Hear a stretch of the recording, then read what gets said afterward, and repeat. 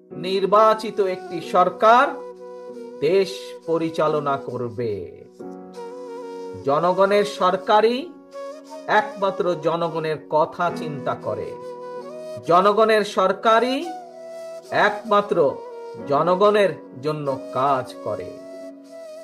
দেশনেত্রী খালেদা জিয়ার সরকার জনগণের সরকার ছিল বলেই মা বোনদের শিক্ষা ব্যবস্থা সম্পূর্ণ বিনামূল্যে করা হয়েছিল।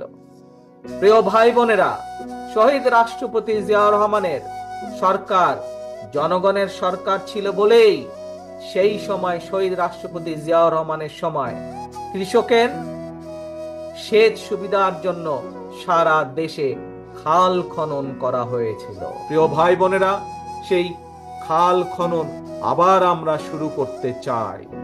দেশের বন্যার পরিস্থিতি মোকাবেলা করার জন্য, দেশে শুষ্ক মৌসুমে পানি সংরক্ষণ করার জন্য, সর্বোপরি সমগ্র দেশে কৃষকরা যেন সেচ সুবিধা আবার ভালো করে পায়, আমরা সেই খাল খনন কর্মসূচি আবার শুরু করব ইনশাল্লাহ আপনাদের সমর্থন পেলে।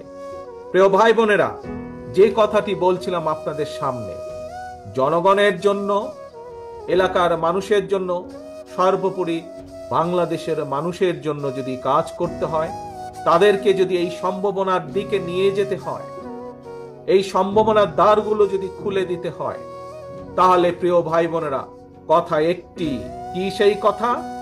জনগণের সরকার দরকার।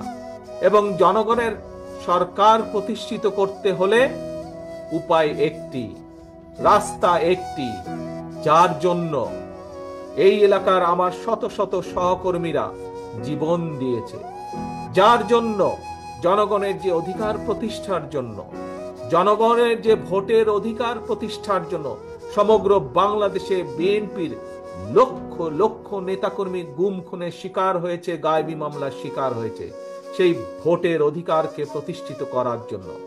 প্রিয় ভাই বোনেরা, জনগণের আন্দোলনে, জনতার অভ্যুত্থানে স্বৈরাচারের পতন ঠিকই হয়েছে, কিন্তু এখনো আমাদের কাঙ্ক্ষিত লক্ষ্য অর্থাৎ জনগণের যে রাজনৈতিক অধিকার সেটি এখনো অর্জিত হয়নি।